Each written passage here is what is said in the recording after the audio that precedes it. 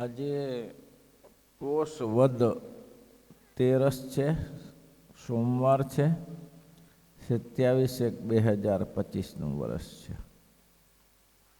સ્વામીએ જે સંદેશ કર્યો હતો ને મહારાજ, જો સત્સંગમાં સારું હોય તો સત્સંગનો વધારો થાય, અને જો અપકર્ષપણું જણાય તો સત્સંગ ઘટી જાય, લોકોની કંઠીઓ તૂટવા લાગે. એના ઉત્તરમાં શ્રીજી મહારાજ કહે છે, સ્વામી આપણે તો નરનાળદેવના દાસ છીએ, તો નરનાળદેવની ઈચ્છા એ જ આપણું પ્રારબ્ધ છે. એની ઈચ્છા હોય તો કરોડો માણસ સત્સંગી થાવ, અને ઈચ્છા ન હોય તો સત્સંગમાંથી મટી જાઓ, આપણે કાંઈ લેવા દેવા નહીં. બોલો, ધીરજનો ધન્યવાદ છે. ગમે તેવો સત્સંગી હોય ને, સ્વામિનારાયણનું આશ્રિત હોય, ચુસ્તપણે સ્વામિનારાયણ ભગવાનને માનતો હોય, તો એને દુઃખ તો થાય. કોઈની કંઠી તૂટે તો દુઃખ થાય કે બિચારો મરી ગયો. તેમ છતાં મહારાજ અહીંયા હિંમત આપીને કહે છે, સ્વામીજી એમની ઈચ્છા હોય તો સત્સંગ વધો, ને એની ઈચ્છા હોય તો સત્સંગ ઘટો. એ નરનાળદેવ આપણે હાથીએ બેસાડે તો હાથીએ બેસીને રાજી રહેવું, અને ગધાડે બેસાડે તો ગધાડે બેસીને રાજી રહેવું. ઊંચી સમજણ છે ભાઈ. મેં કાલે મુદ્દાસનું દૃષ્ટાંત આપ્યું, ગધાડે બેસાડે, ઠીક છે, મહારાજની ઈચ્છા.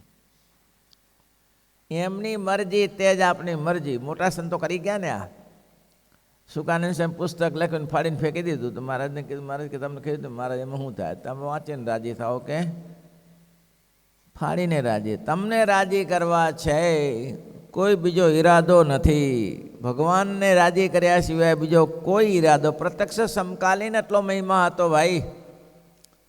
પુરુષોત્તમ નારાયણીય બિરાજતા હતા, આપણા જેવા 2 હાથ 2 પગ 2 નાક કાન મોઢું બધું આપણા જેવું જ હતું. ત્યારે પણ પુરુષોત્તમ નારાયણનો આટલો લોકોનો મહિમા હતો. નરનાળદેવના ચલાર વિના બીજા કંઈ પ્રીતિ રાખવી નહીં. એક ભગવાનને વિશ્વાસ. તારે મારે કીધું, દ્વાર પડ્યો ગુણ ગાઉં રે તેરે, દ્વાર પડ્યો ગુણ ગાઉં, દ્વાર પડ્યો ગુણ ગાઉં રે તેરે દ્વાર. હું ગાઈ તુમ કરી જાઉં રે તેરે દ્વાર પડ્યો ગુણ ગાઉં, ગાઈ તુમ કરી જાઉં રે તેરે દ્વાર. કેવી અમૃત જેવી પંક્તિઓ છે. તુમ બેનું તુમ મારું और न दैयो, तुम बिनु तुम मोरे और न दैयो, एही वर में चाऊं रे. બસ તમારા સિવાય બીજું કંઈ જોતું નથી આ જગતમાં. તમને જ રાજી કરવા છે, અને રાજી કરવા માટે કોથરા પહેર્યા. રાજાના દીકરાઓએ કોથરા પહેર્યા. શેર ખાલી 9 ટાંક અનાજ જમ્યા. આ બધું કોના માટે? એક પુરુષોત્તમ નારાયણને રીઝાવવા માટે કર્યું છે. તો એને આટલું બધું કર્યું તો મહારાજ કે નરનાળદેવના ચરણામથી બીજી પ્રીતિ રાખવી નહીં. અને આવા થૂંકના પોથા, મહારાજને માટે થૂંકના પોથા, આપણે માટે તો મહા મોટો પાતાળ, આકાશ તૂટી પડે એવું લાગે ને. પોતાનું સર્વસ્વ જતું હોય તો મહારાજને તો થૂંકના પોથા જેવું છે. કારણ કે એને તો ક્યાં કોઈ જાતની પડી હતી, કોઈ રાજ્યમાં એને મોં લગાડ્યો જ નહીં. બસ એ કરી ભજન કરી લો, એને તે એક હતું. એટલે મહારાજ કહી શકે, બાકી આપણા માટે બહુ કાઠું છે. મહારાજ કહે છે, એવા થૂંકના સાંધા હોય તેને વિશે મન શું શોભ પામે, એમાં મને શું લોભાય. એવું થાય. રસ્તામાં ચાલે જાય તેને મળમૂત્ર પડ્યું હોય, તેમાં દ્રષ્ટિ જાય તો પાછી ફરી આવે. એ કોઈ કલાક જોયા કરે ને, એને જોયા, મળમૂત્રને જોયા કરે, વાહ વાહ શું અહીંયા નંબર લાગ્યો છે, એવું કોઈ જોવે.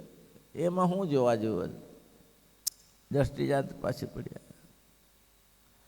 એટલે કે છે કે ભાઈ સાંભળો, એ થૂકના પોધા એમાં સાંધા હોય તેને વિશે શું મન છોપ પામે. જ્યારે સાચો વ્યવહાર માથે આવે ત્યારે શું હાલત થાય.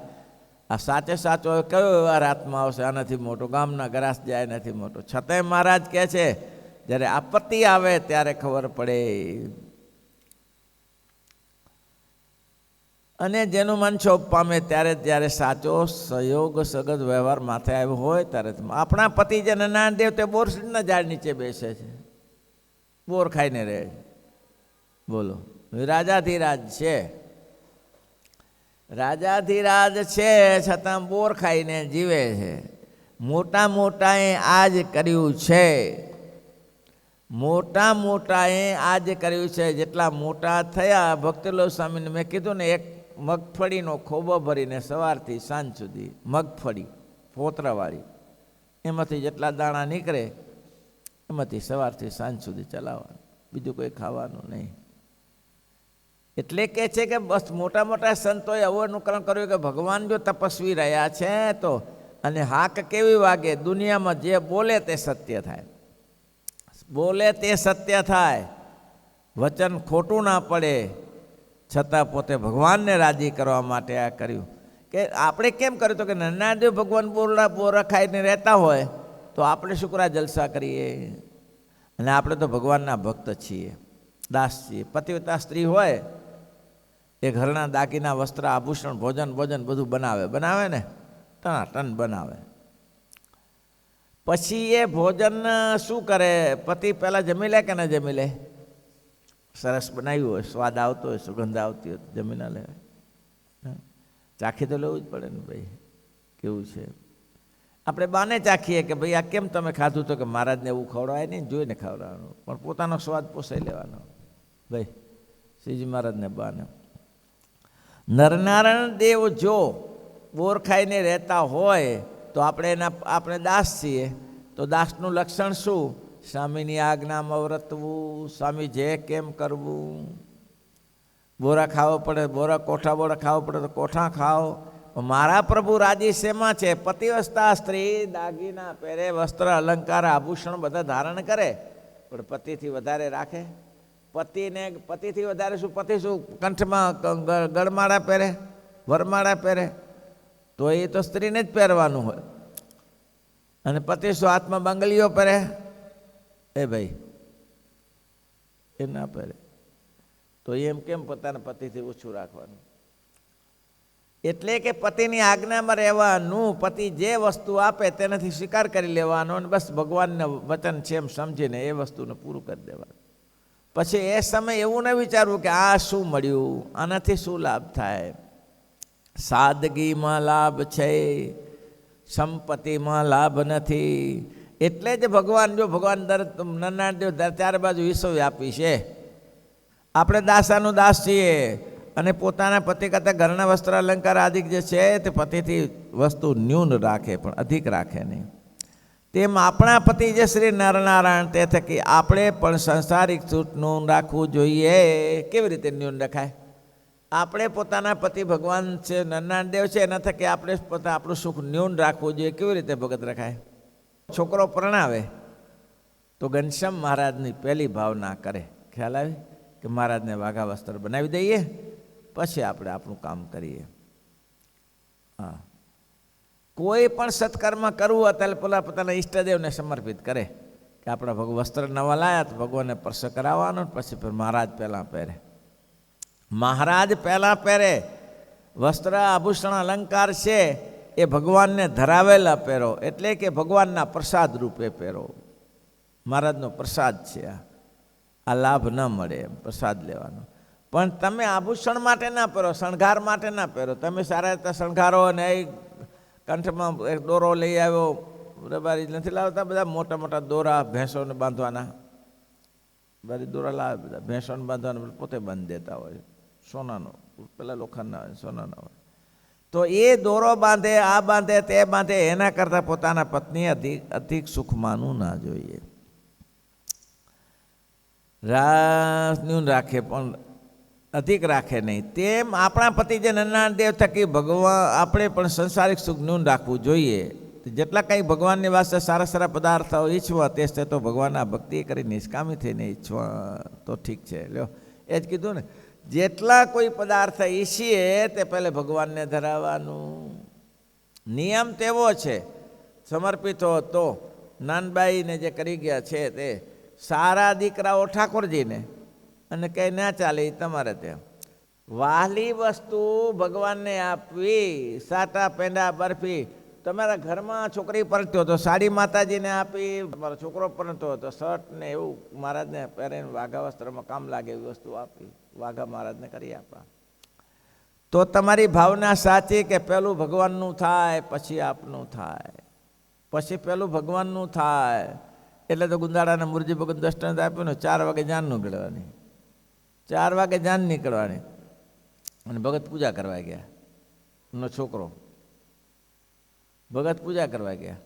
તો 4 જવાનું બોલાવવાનું ટાઈમ થયો તો લોકો 4 બાજુ લોકો ચક્રો મારે, વરના પાપા ક્યાં છે, વરના પિતા ક્યાં છે, વરના પિતા ક્યાં ગયા, ક્યાંય ન મળ્યા. કોઈ કે કીધું કે 4 વાગે ઠાકોરજીને જમાડ જગાડવાનો ટાઈમ છે ને, મંદિરમાં જગાડવા ગયા હશે. તે ત્યાં 2-3 જણા ગયા. તમને ખબર ના પડે? શું ખબર પડે? કે આ છોકરાને લગ્ન છે ને તમે ત્યારે ઠાકોરજી પાસે મંદિરમાં આવીને ભરાઈ રહ્યો, તો પછી વ્યવસ્થા થાય કેવી રીતે, પહોંચી કેવી રીતે થાય? તો આટલા જન્મ સુધી પહોંચી વળ્યા, તો હવે આ એક જન્મમાં નહીં પહોંચી વળીએ. આટલા જન્મ પહોંચીને એટલે સુધી આવ્યા તો એકમાં નહીં પહોંચી વળીએ. અને આ ઠાકોરજીને છોડ્યા વગર, ઠાકોરજીને જમાડ્યા વગર, ઠાકોરજીને જગાડ્યા વગર કેવી રીતે આવે? આવી દ્રઢ નિષ્ઠા, પોતાના પતિ કરતાં જે કંઈ વસ્તુ રાખીએ તે ન્યૂન રાખીએ પણ અધિક ન રાખીએ. અને આપણા પતિ જે નાના દેવ તે થકી આપણે સંસારિક સુખ ન્યૂન રાખવા જોઈએ. પણ જેટલા કંઈક ભગવાનને વાસ્તે સારા સારા પદાર્થ ઈચ્છવા તે તો એ ભક્તની પોતાની ભક્તિએ કરી નિષ્કામ થઈને ઈચ્છે તો ઠીક છે. જે પદાર્થ ઈચ્છો નિષ્કામ થઈને ઈચ્છો. નિષ્કામ એટલે શું? બસ ભગવાન ભોક્તાસ્તે નિર્ગુણા ભક્તા નિર્ગુણ સે હરેયત સંબંધાત કર ક્રિયા સર્વભવતે ભક્તૈ તે કૃષ્ણાય નાર્પિતમ વાર્યમ કેદના પૈયમ ભક્તંદ પત્રકંદ ફલાબ્દે, ફળ પુષ્પ અનાજ કંઈક દૂધ પાણી જે કંઈ છે ભગવાનને અર્પણ કર્યા સિવાય જમશો નહીં. ગીધ સમાન કહેવાય, ભગવાનને અર્પણ કર્યા સિવાય જમ. પેલું ભગવાનને સમર્પિત કરો તો ભગવાન રાજી થશે. ઘણા એવા ગ્રસ્તો, ત્યાગી નહીં, ગ્રસ્તો એવા છે કે ઠાકોરજીને પાણી ધરાયા સિવાય પીતા નથી. ઠાકોરજીને પાણી પાય પછી પીએ. કેમ? તો કે એને મુખ્ય ભગવાનને કરીને રાખ્યા છે અને એને પ્રધાનપણું ભગવાનનું રાખ્યું કે ભગવાન હશે તો બધું જ આવી જશે. આગળ ચૌથમાં કહેવાય જો એક ગયે બધું જ ગયું, એક ગયે બધું જ ગયું, એક રહે બધું જ રહ્યું. એટલે એક ગયે સત્સંગ ગયે દુનિયા આખી ગઈ. અને સત્સંગ રહ્યો ને દુનિયા ગઈ તો શું? ફરીથી થશે પાછું. આ જગતનું કારખાનું કોઈ બંધ રાખી શક્યું છે? એમાંથી ચાલ્યા જ કરે. અધિક રાખે નહીં. તેમ આપણા પતિજનના તે થકે આપણે પણ સારી સંસારિક સુખ ન્યૂન રાખવું જોઈએ નહીં. તો સંસારી ન્યૂન રાખવું જોઈએ. અને ભગવાનને વાસ્તે જે કંઈ પદાર્થ છે, સારા સારા પદાર્થ છે ઈચ્છવા તે તો ભક્ત પોતાની ભક્તિએ કરીને નિષ્કામી થઈને, ભક્તિએ કરી નિષ્કામી થઈને ઈચ્છતો હોય તો ઠીક છે. જે પદાર્થ તમે જો તમારી પાસે રાખો છો નિષ્કામીપણે કરીને મહારાજને થાળ ધરાવો, મહારાજને જમાડો, મહારાજને બોલાવો, મહારાજને કામ, મહારાજને સફાઈ રૂમની આ કરી આપો, ગારમાટી કરી આપો, ભગવાન જ્યાં બેસતા હોય ત્યાં, એને ઉત્તમ ભક્ત કીધું. બસ ભગવાનને અર્પણ કરીને કરે. ઉકા ખાચર તો નાદાનો નોકર હતો ને, ઉકા ખાચર, છતાં મહારાજે એને વચનામૃતમાં આવ્યો કે સેવાનું અંગ તો ઉત્તમ આના જેવું હોવું જોઈએ. ઉકા ખાચર સવારથી લાગી પડે સફાઈ કરવા, પૂછવું ના પડે આ કરવું કે તે કરવું, આ કરવું કે તે, અરે એ કર કે આ કર તે કર, આ કચરો પડે છે ઉપર નાક બાર એટલે બધું થઈ જાય. બસ આવી દ્રઢ નિષ્ઠા રાખવી. સકે સંસારની સુખની ઊંટા રાખવી જોઈએ. અને જેટલા કંઈક ભગવાનને વાસ્તે સારા સારા પદાર્થ ઈચ્છવા તે ભક્ત પોતાની ભક્તિએ કરી નિષ્કામ થઈને ઈચ્છે તો ઠીક છે. પણ તે ઈચ્છનારો જે ભક્ત તેને તો ભગવાન સંબંધી પદાર્થ પોતાની ઈચ્છામાં રાખ. ભગવાનના જે મહારાજને જોતું હોય એ પહેલું, મહારાજને જોતું હોય એટલું પહેલું, ભગવાન વાસ્તે પહેલું. એનાથી છે એ આપે, એને ના જોતું એ અમારે માટે.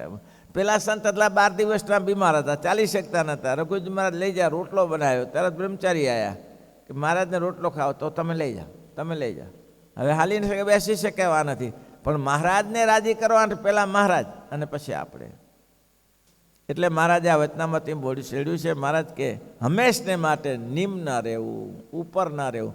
અને જીવનમાં દુઃખી રાખવું. જીવનમાં તમને તકલીફ પડે ત્યારે તમને એમ લાગે ગરીબી આવે, આવે તો આવે, તમારે વિચારવાનું કે આપણા કરતાં બીજા ગરીબ નથી કોઈ, આપણે એકલા જ ગરીબ છીએ, બીજા નહીં હોય? તો સમાજમાં તો ઘણાય છે એવા. તો હોનિહારે એમાં શું મોટું આશ્ચર્ય છે? ત્યારે એ મહત્વનું. તેમાં બીજા અવતાર કરતાં પણ, અને તેમાં વળી બીજા અવતારોમાં તો આવું નથી શીખ્યું. ભગવાન શ્રી કૃષ્ણે તો રાજભોગ સંકળી ભોગ લીધા, બધા લીધા. અને ભગવાન રામચંદ્ર તો રાજાધિરાજ રહ્યા. પણ આપણા નન્નાદેવ તો ત્યાગી છે, તપસ્વી છે, હર હંમેશને માટે તપ કરે છે, તેમ ત્યાગી છે, જીવના કલ્યાણ. અને તે પણ આપણા માટે કરે, કલ્યાણ કરે છે, તે પણ જીવના કલ્યાણ માટે કરે. સુખદાય કરે સ્વામી સજાનંદ, પ્રગટ પુરુષોત્તમ શ્રી હરિ. સુખદાય કરે સ્વાનંદ, પ્રગટ પુરુષોત્તમ શ્રી હરિ. એટલા જ માટે કહે છે કે રાધિકા લક્ષ્મી આદિક જે પોતાને ત્યાગી છે તે જીવના કલ્યાણને અર્થે તપ કરે છે. ને નરનાનદેવ કોઈ વૈભવ જોતો હોય તો બોર ખાઈને શા માટે બેસી રહે? આ સંસારમાં મૂર્ખાજીવ હોય તેના માટે ઘર હોય છે, નથી હોતું ભાઈ? મૂર્ખાજીવ હોય એના માટે સંપત્તિ, દુકાન હોય, ઘર હોય. તો ભગવાન શું કા બોરડી નીચે પડ્યા રે? મીઠા ભાવતા હશે બોરો, એટલા માટે.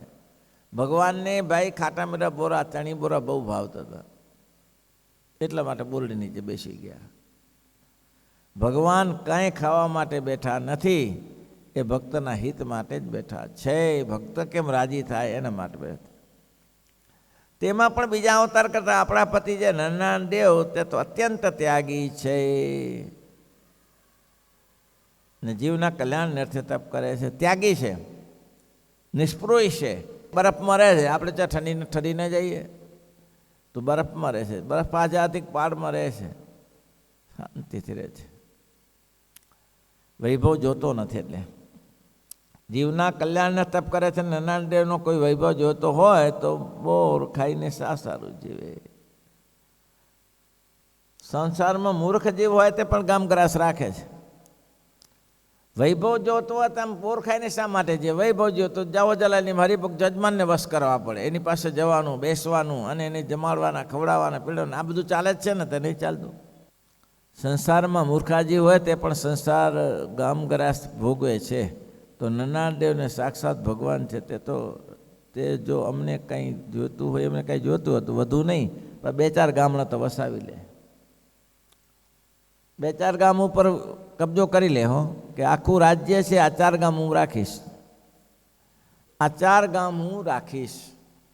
પણ ભગવાનને એવું કંઈ કરવું જ નથી. કોઈ ગામે જોતું નથી, ગ્રાસે જોતા નથી, પત્ની છોકરા કાંઈ જોતા જ નથી. એને તો મહારાજ તો અતિ દયાળુ છે. એટલા માટે મહારાજ કે અમારા સ્વભાવને તો મૂળજી બ્રહ્મચારી હતા, સોમલો ખાતર કાયમી સાથે રહે છે, તે જ જાણે છે. તે સિવાયના અમારા સ્વભાવને જાણી શકતા નથી, સાથે રહ્યા સિવાય.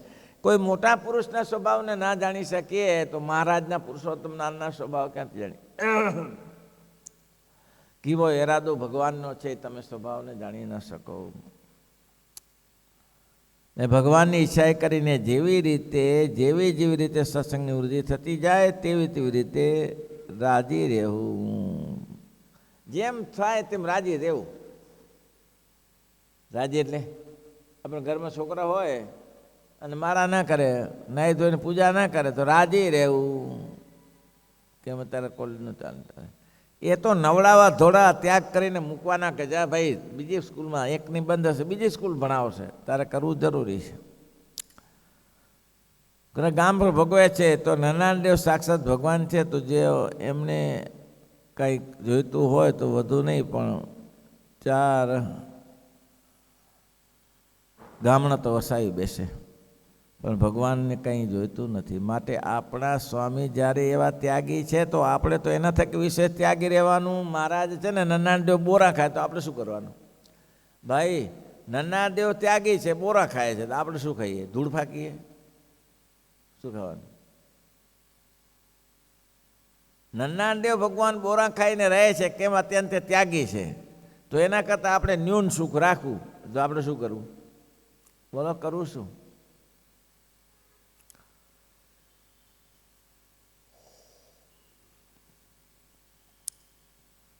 ન્યૂન સુખ એટલે દોડા હળીઓ પાટી ના કરવી. આ કામ કરી લઉં, આ કામ કરી લઉં, આ કામ જે થાય છે ભગવાન ઈચ્છા થાય છે એમાં રાજી રહેવું, એ હળીઓ પાટી. ભગવાનની ઈચ્છાએ કરીને જેવી રીતે સત્સંગી વૃદ્ધિ થતી જાય તેવી રીતે રાજી રહેવું. પછી ભગવાનની ઈચ્છા હોય તો વધુ જગત સત્સંગી થાઓ.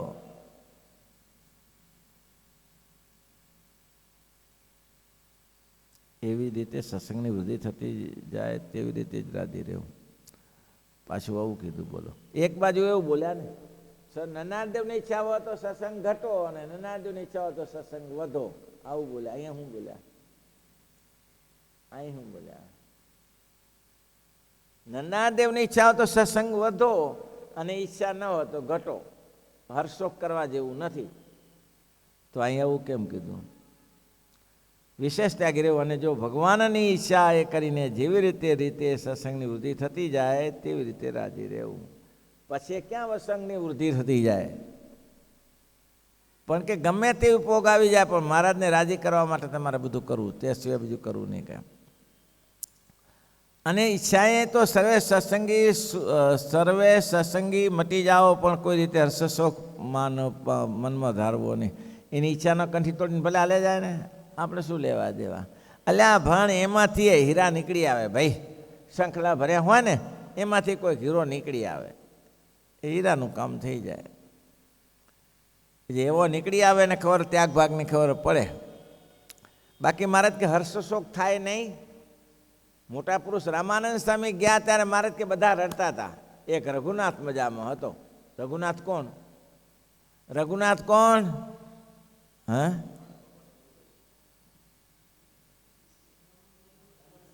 રામાનંદ સ્વામીનો મુખ્ય શિષ્ય. એ ખુશી મનાવતો હતો. રામાનંદ સ્વામી ગયા, ગાદીનો વારસો આપણે. રામાનંદ સ્વામી ગયા, ગાદીનો વારસો આપને. આ નીલકાંઠ ચોખ્ખું કહેવાય. અને આ મુક્તાનંદ સ્વામીને તો જ્ઞાન વ્યવહારિક જ્ઞાન છે જ નહીં. વ્યવહારિક જ્ઞાન મને જ છે. બોલો, વર્ણિરાજ તો કે મહારાજ કે છોકરું કહેવાય, એની સાથે શું રાજા કામ કરે? આપણે કેપેબલ છીએ. અને ભગવાનની ઈચ્છા કરીને જેવી રીતે સત્સંગ વૃદ્ધિ થતી જાય તેવી રીતે રાજી રહેવું. ભગવાનની ઈચ્છા જોવી. ઈચ્છા એટલે શું? આ કરવા જેવું છે કે નથી કરવા જેવું, પહેલો વિચાર કરીને પછી કામ કરવું. વચમાં તૂટી ના પડવું. કોઈ ધોકો લઈને ફરી વળશે પાછા. આપણે કહું હું ધર્મશાળા બનાવું. ધર્મશાળા શું બનાવે? અમારા ખેતરમાં બધે તારામાં બનાવે ને ત્યારે. એટલે તમારે વિચારીને વિવેક પ્રમાણે બધું કરવું. ગમે તે જગ્યાએ કે આમાં ઘાસચારો ફ્રી આપવાનું કહ્યું છે તો ઘાસચારો ફ્રી આપો છો, પણ રાખીએ જ્યાં પેલું મકાનમાં નહીં આપો તો કોઈ ઘાસચારો બંધ થઈ જાય. જે થતું હતું ને એ બંધ થઈ જાય ભાઈ. સત્સંગી થાવ અથવા ઈચ્છાએ કરીને સત્સંગીનું સૂકું પાંદડું જેમ વાયુને આધારે ફરે તેમ ભગવાનની મૂર્તિ આધીન રહીને આનંદમાં પરમેશ્વરનું ભજન કરવું. બસ આટલું માની લેવાનું. અને પરમેશ્વરનું ભજન કરવું ને કોઈ જાતનો મનમાં ઉદ્વેગ રહેવા દેવો નહીં. પણ મહારાજ કે ઉદ્વેગ તો રહે છે, ઉદ્વેગ તો રાખો. મોટા પુરુષ જ્યારે ધામમાં જાય ત્યારે એટલું તો વિચારવાનું. ભાઈ એક વસ્તુ તમને કહું પછી પૂરું કરીએ આ વેતના મત. નરનારાયણ સ્વામી હતા, નરનારાયણ સ્વામી. પછી બાલમુકુંદ સ્વામી એટલે ગુણાતીતાનંદ સ્વામીના શિષ્ય. એના શિષ્ય ગોપીનાથ સ્વામી અને એના શિષ્ય નારાયણદાસ સ્વામી ગુરુભાઈ હતા એના. પછી ગોપીનાથ સ્વામી ધામમાં ગયા ત્યારે સમસન જાત્રામાં ચોધાર નેત્રે રડ્યા. નારાયણદાસ બહુ સારા સંત, બહુ ખૂબ રડ્યા. ત્યારે મુકુંદસિંહ બાપુએ કહ્યું કે સ્વામી અત્યારે વિયોગનો ટાઈમ છે અને તમે રડશો તો બીજું આખું આ સમુદ્ર બધા રડવાનું છે. બધા તમે રડ્યા તો બીજા તો રડવાના જ છે. તમે ધીરજ રાખો તો ધીરજ રાખશે. સ્વામી કે ગોપીનાથ ધામમાં ગયા એના માટે હું રડતો નથી, હું રડું છું એના માટે. ભાઈ કેમ? તો કે જ્યારે બાલમુકુંદ સ્વામી ધામમાં ગયા ત્યારે હું રડ્યો નહોતો. કેમ? મને ખબર હતી કે હજી સત્સંગને સાચવનારા બેઠા છે. હજી સત્સંગને સાચવનારા ગોપીનાથ ભટ્ટ બેઠા છે. આ સત્સંગને સાચવે જાળવે એવા છે. એટલે એનો ખરખરો નહોતો. પણ હવે હું ચારે બાજુ નજર નાખીને જોઉં છું ને તો આ ગોપીનાથ ગયા પછી કોઈ સત્સંગ હાચવનારો નથી, રખેપુ કરનારો નથી. એના માટે દુઃખ થાય છે. મોટા પુરુષને દુઃખ પોતાને ખાવા પીવા માટે નહીં થતું, પહેરવા ઓઢવા માટે નહીં થતું, રહેવા બેસવા માટે નહીં થતું, એને આ સત્સંગ માટે દુઃખ થાય છે. કે બાલમુકુંદ સ્વામી ગયા તો દુઃખ ના થયું એનું કારણ એક જ હતું કે હજી ગોપીનાથ સ્વામી છે, બિરાજે છે, અને આ સત્સંગની વાણી, માધુરી વાણી, એક સરસ મજાનો લાવણતા, અને પોતે શ્રદ્ધાળુ પુરુષ ગામો ગામ કથા કરે, હજારો ગામના લોકો આવીને બેસે ત્યારે બધાને આશ્વાસન આપે અને સત્સંગમાં વધી પમાડે. હવે બાલમુકુંદ સ્વામી ગયા ત્યારે આની અપેક્ષા હતી, પણ હવે કોણ? હવે આના પછી કોણ? એટલે દુઃખ એનું છે કે આ સત્સંગ આમ રજડી પડશે, સત્સંગને કોઈ ધણી નહીં મળી શકે, આવો નવો ચાલ્યો જશે, એટલા માટે દુઃખ થાય છે. ત્યારે ભગવાનના ભક્ત હોય એને સત્સંગની હાનિ થતી હોય ને તો અવશ્ય દુઃખ થાય. શ્રીપતિ શ્રીધરમ સર્વ